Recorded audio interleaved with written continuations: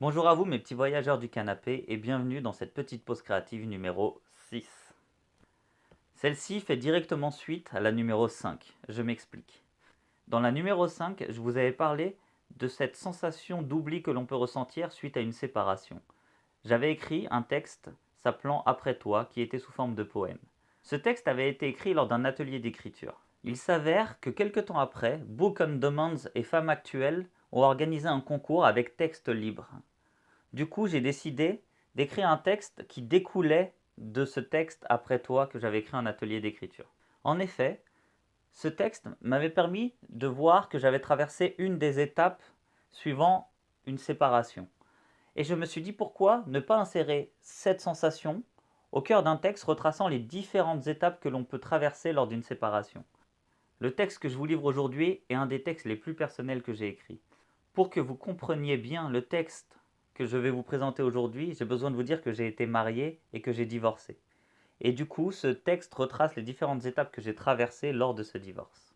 J'ai écrit ce texte 3 ans après ma séparation. Il m'a donc semblé intéressant de créer une chronologie tournant autour du chiffre 3. C'est pourquoi les différentes étapes de ce texte seront 3 heures, 3 jours, 3 semaines, 3 mois, puis 3 ans. Vous verrez que ce texte est un peu plus long que les autres. J'espère qu'il vous plaira tout de même. Bonne écoute. Tu es parti depuis. Tu es parti depuis 3 heures. Mes larmes coulent sans même que je ne m'en rende compte. Je suis complètement immobile, apathique, comme figé par la nouvelle sur ce bout de canapé. Mais mon esprit s'agite, il bout. Des milliers de poignards me transpercent cœur et cerveau sous forme d'incompréhension douloureuse. En moi, tout se mélange pour alimenter un bouillon de négativité au goût acre et amer. Ton départ s'apparente à la fin de mon monde, car il tournait si souvent autour de toi. Le vide à venir m'angoisse. Je me demande ce que vont être les jours à venir, mais surtout je me demande de quoi seront faits les suivants. Et je reste là, interdit, presque offusqué de ce qu'il vient de se passer. Je n'arrête pas de me demander ce que j'ai bien pu faire de mal pour te dégoûter autant de moi, pour te donner tant envie de partir. J'espérais tant pour nous. Après tout, j'avais fait de toi ma femme. Je trouvais notre histoire si belle, des amours de maternelle qui se retrouvent des années plus tard et revivent une histoire d'amour pour la vie. Mais je dois me rendre à l'évidence, les contes de fées n'existent pas. Ils ne sont que fantasmes et chimères, sans corps et sans vie. À trop se prendre pour un prince, on finit par être le bouffon de l'histoire. Notre histoire devait être le clou du spectacle et je finis par être le clown du spectacle. Et puis, comment vais-je pouvoir l'annoncer à tous mes proches? Que vont-ils bien pouvoir en penser et combien vais-je en perdre dans la séparation qui nous attend? Je me sens d'un coup si faible que mon esprit par instinct se vide complètement afin d'éviter l'implosion. En même temps que mon esprit se vide, mes muscles se relâchent et mes épaules chutent plus bas qu'elles n'ont jamais été. Il en est de même pour mes nerfs et du coup, les larmes coulent dans un pitoyable flot continu. Quelques minutes passent et je me lève comme un fantôme à la recherche d'un mouchoir pour éponger tout ça. Les minutes s'égrènent inlassablement et la soirée entière se déroule selon ce même schéma.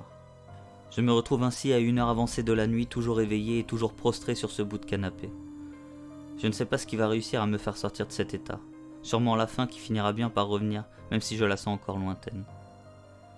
J'ai un peu peur de dormir et des songes que la nuit va me réserver. À trop ressasser ton départ, je sens qu'ils veulent me suivre dans les méandres de mes cauchemars. J'ai un peu peur, mais la fatigue d'avoir trop pleuré finit tout de même par me rattraper.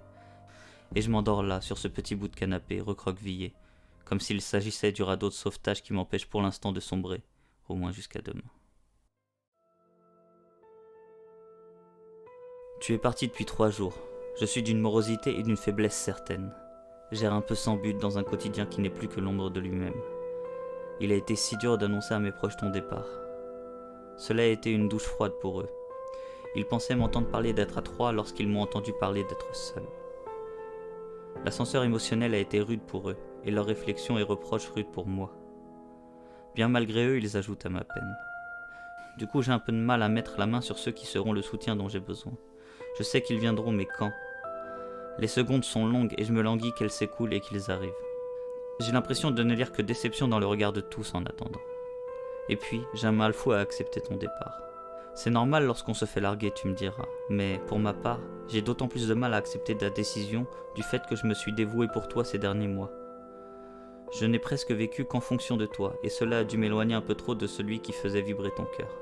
Je te sentais morose et voulais t'aider, mais je pensais à tort que le poids qui pesait sur tes épaules venait du reste de ta vie, alors qu'il semble qu'il m'était complètement dû. Et aujourd'hui, c'est à mon tour d'être morose par ta faute, ou la mienne du coup. Je ne sais plus trop. Je suis un peu paumé en fait. Bref, tout ça pour dire que cette incompréhension ne m'aide pas à assumer cette décision de séparation. Cela semble logique, car au final, elle est bien plus tienne que mienne. En réalité, je la subis bien plus que je ne l'ai impulsée, volontairement en tout cas. Je la subis comme on subit les bourrasques d'un vent trop violent. Alors, dans ma famille, mon cercle d'amis et encore au travail, je traverse cette tempête un peu comme je peux, en essayant de ne pas chavirer face aux vagues inattendues. Et crois-moi, elles sont plus nombreuses que je ne l'aurais pensé. Elles prennent la forme de regards auscultateurs de distance nouvellement apparus, ou encore de maladresse dans les paroles de soutien que l'on m'accorde. Alors je bois bien un peu la tasse de temps en temps, mais nager ne s'oublie pas et je retrouverai bien les mouvements salvateurs de brasse puis du crawl. Mais cela seulement quand je déciderai de ne plus agiter mes membres vainement dans tous les sens, comme un animal ou un naufragé paniqué qui peine à avancer vers cette rive salutaire qu'il sait pourtant si proche. Vivement que je me remette à nager.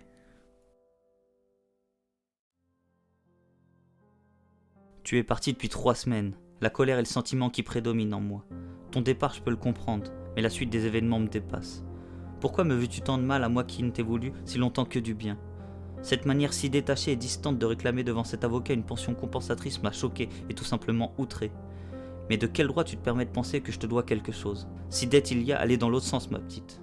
Je crois que la seule chose que j'ai à compenser, c'est ton incapacité chronique à être satisfaite, reconnaissante et consciente des chances que les gens ont pu t'offrir. Tu n'étais personne, une pauvre chose perdue dans la vie. On t'a donné du caviar sous forme d'amour, de temps, d'attention et de tas d'autres choses. Toi qui ne méritais que les miettes que l'existence réserve aux gens purement méchants et égoïstes comme toi. Oh, je ne parle pas que de moi ici, mais de tous ceux qui t'entourent et qu'aujourd'hui j'estime bien plus que toi, y compris ceux que tu as chassés car ils avaient compris ton jeu avant moi. Je peux d'ailleurs te reconnaître un certain talent pour faire semblant et paraître, mais j'en viens même à me demander si tu ne m'as seulement aimé qu'une traître seconde depuis le début. Peux-tu seulement aimer avec une personnalité comme la tienne ? Tu utilises les gens pour essayer de faire de ta vie misérable une histoire de princesse en détresse secourue. Mais ne te trompe plus de rôle. Tu es et resteras la méchante sorcière qui finit par payer le malheur répandu. Cela viendra un jour, patience. Au moins, une fois le joli mascoté, la laideur de ta personnalité calculatrice et irrespectueuse m'aide grandement à me soigner de ton départ. Je ne ressens plus une once d'affection pour toi et ma tristesse n'est plus due qu'au temps que je vais devoir gâcher en te l'accordant dans les mois à venir. Tu m'en as déjà volé tant. Et si je dois ne serait-ce faire qu'une concession pour toi, elle me restera en travers de la gorge, pour sûr.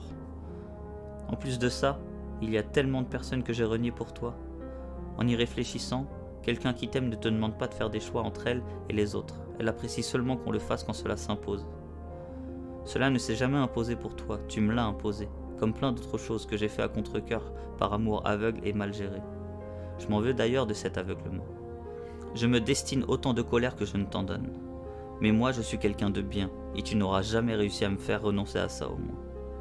Va le plus vite et le plus loin possible, que la qualité de l'air qui m'entoure s'améliore. J'ai besoin de respirer à plein poumon après des années d'asphyxie. Et je souhaite bon courage à celui qui réceptionnera le colis, à moins qu'il soit, comme je l'espère, de la même espèce que toi. Tu l'auras compris, je te souhaite tous les malheurs du monde. Tu es parti depuis 3 mois. Tu as essayé de revenir il y a de ça quelques jours, mais j'ai dit non. Pour la première fois de ma vie, je n'ai pas choisi la simplicité. Pour la première fois de ma vie, j'ai été courageux. Et cela représente beaucoup pour l'homme pas sûr de lui que je suis. La colère s'est estompée comme la neige fond au début du printemps. Jour après jour, petit à petit. Elle n'a même pas ressurgi lorsque tu m'as avoué m'avoir trompé durant notre relation. J'ai même eu la répartie de te dire qu'il s'agissait d'une raison de plus pour ne pas se remettre ensemble. Cela doit être le signe que je commence ma vraie guérison. Celle qui passe par le renoncement et l'apaisement qui l'accompagne. J'ai renoncé à ce nous qui a été, pour commencer à tourner cette lourde page et découvrir la prochaine. De ce fait, chaque jour t'efface un peu plus de ma mémoire. Je me rends compte que tes habitudes, tes goûts, tes rêves, tes envies, ta voix, ton rire et tant d'autres choses deviennent de plus en plus floues dans mon esprit. Évidemment, une certaine nostalgie s'instaure, mais je suis persuadé d'avoir bien fait de ne pas céder aux alarmes de cette vague nostalgique qui a tenté de me submerger lorsque tu as voulu revenir. Je le sais, car je suis de moins en moins triste, et je dirais même de moins en moins perdu.